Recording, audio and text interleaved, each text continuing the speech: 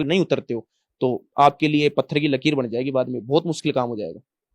Sir, लगातार आपके द्वारा महिला आरक्षण का जिला मुख्यालय पर विरोध किया गया। सरकार से कोई वार्ता हुई आपकी इस बीच दौरान?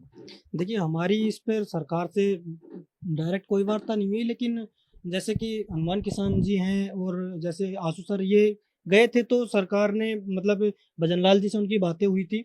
भजनलाल जी ने कहा था कि हम इसको अभी लागू नहीं कर रहे, बल्कि इसके ऊपर हम युवाओं से उनकी मांगे पूछ रहे हैं कि वो क्या कहना चाहते हैं।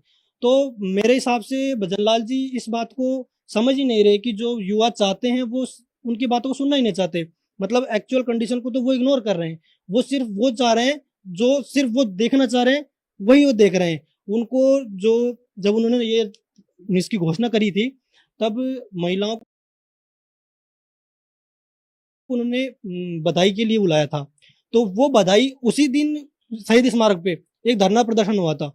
तो उसको उनको वो जो बधाई पात्र जो महिलाएं देने गई थी उनको बधाई, वो महिलाएं उनको दिख गई। लेकिन जो युवा शहीद स्मारक पे डंडे खा रहे थे पुलिस से, 4 बार तो अब तक मैं जा चुका वहां पे शहीद स्मारक पे, तो वो डंडे खाने वाले युवा उनको दिखाई नहीं दे रहे।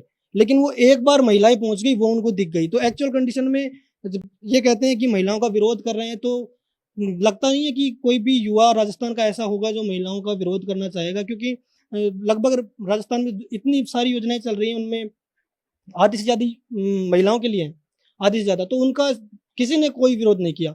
लेकिन जब आप लड़कों का हक छीन कर और महिलाओं को देना चाहोगे, तो ये तो कोई बात नहीं है कि आप हमारी रोटी छीन के दूसरों को उनको देना चाहोगे। तो इस वजह से कि भजनलाल जी ये गलत कर रहे हैं बीच इसको। में बेरोजगार संघ के 5 सदस्य की वार्ता भी हुई थी, क्या उसमें कोई रास्ता निकला आपका? बताया जा रहा है कि महिला आरक्षण कम किया जा रहा है, ऐसा सुनने में भी आ रहा है।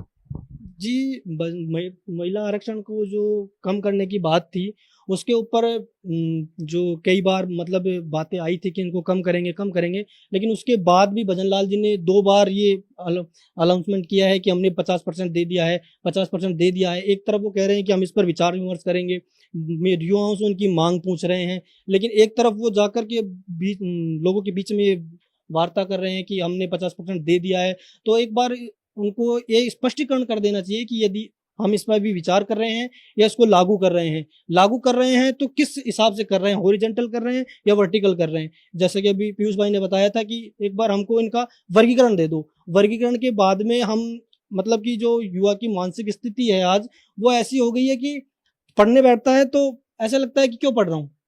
जब पढ़ने बैठते हैं तो लगता है क्यों पढ़ रहा हूँ, बंद कर देते हैं तो चलो पढ़ लेते हैं। तो ऐसा कुछ मतलब